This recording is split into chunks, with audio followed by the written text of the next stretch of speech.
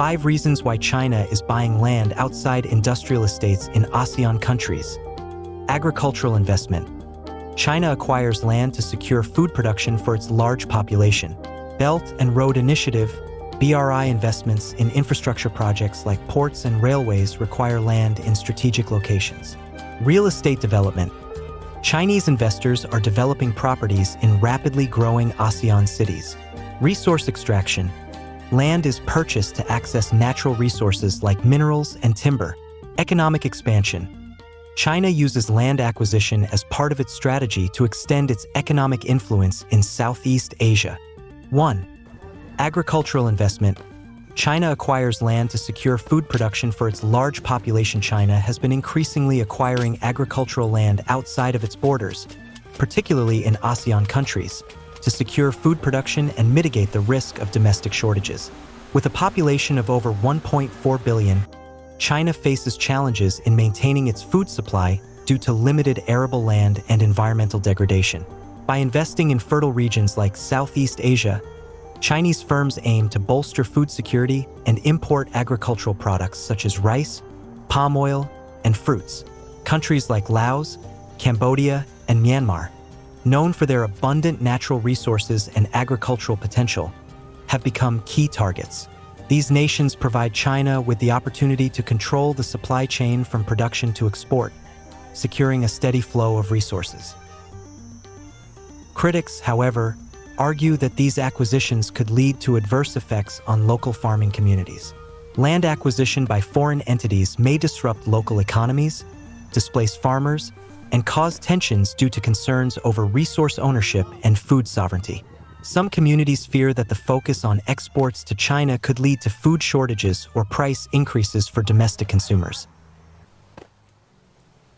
While China's investments in ASEAN agriculture are helping to modernize farming practices and infrastructure in these countries, the long-term consequences of such investments, especially in terms of local food security and environmental sustainability, remain a topic of debate.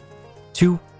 Belt and Road Initiative (BRI) investments in infrastructure projects like ports and railways require land in strategic locations. China's Belt and Road Initiative (BRI) is a global infrastructure development strategy that aims to enhance trade routes and investment opportunities across Asia, Africa, and Europe. In ASEAN countries, the BRI has led to significant investments in land for developing strategic infrastructure such as ports, railways, and highways. These projects aim to improve connectivity between China and ASEAN, boosting trade and economic integration. Countries like Malaysia, Thailand, and Indonesia have witnessed large-scale land acquisitions to facilitate BRI projects. For example, Malaysia's East Coast Rail Link, ECRL, is a major BRI-funded project that connects the east and west coasts of the country, improving transport logistics for both local and international trade. In Thailand, the China-Laos High-Speed Railway, a key component of BRI, passes through ASEAN to China, enhancing regional connectivity. However, there are concerns about the long-term impact of these projects on local communities. Critics argue that these developments can lead to environmental degradation, displacement of local populations, and growing debt burdens for host countries, as many BRI projects are funded through loans from Chinese banks. Despite this, governments in ASEAN see the BRI as an opportunity to modernize their infrastructure and attract foreign investment. 3. Real estate development. Chinese investors developing properties in rapidly growing ASEAN cities. Chinese investors are increasingly pouring capital into real estate development across ASEAN cities such as Bangkok, Jakarta, and Ho Chi Minh City. These fast-growing urban areas present significant opportunities for real estate growth due to rising populations, economic expansion, and increasing demand for residential and commercial properties. In cities like Bangkok, Chinese buyers are heavily investing in condominiums, luxury apartments, and mixed-use projects, particularly in areas with strong infrastructure and connectivity. This influx of Chinese capital has fueled property price surges and rapid urbanization, benefiting developers and local economies, but also raising concerns over housing affordability for local residents. In Ho Chi Minh City, Chinese developers are involved in high-end real estate projects, catering to the growing middle-class population and foreign investors. Similarly, Jakarta has seen significant Chinese investments in residential towers, hotels, and shopping centers, transforming the city's skyline and boosting its economy.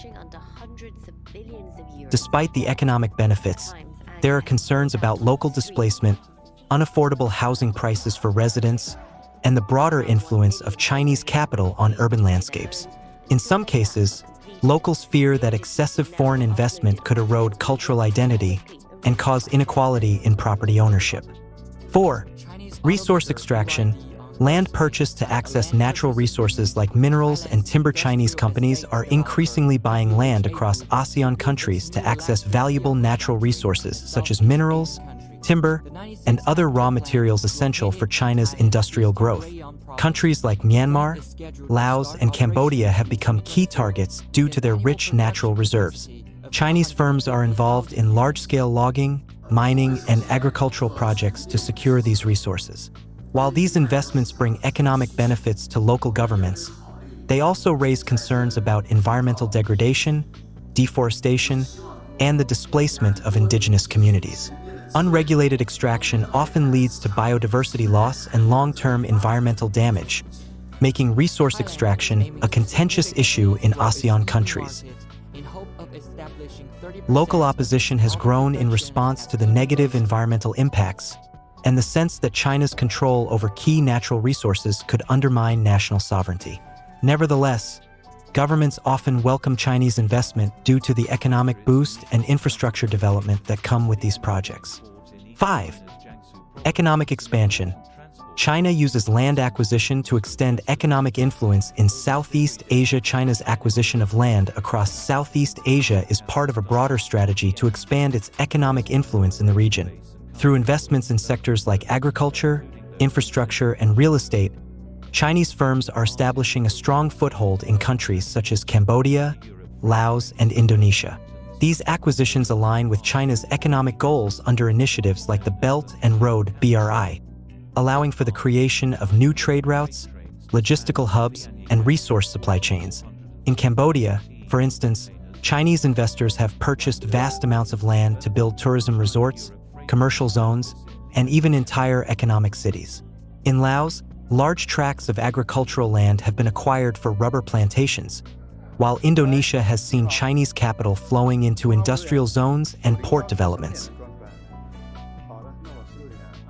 The benefits of these investments include infrastructure modernization, job creation, and a more integrated regional economy. However, critics argue that this strategy is leading to increased dependence on China, erosion of local sovereignty, and concerns over unequal economic benefits. In some cases, local populations feel sidelined, as the influx of Chinese investment drives up property prices and limits access to land for domestic use.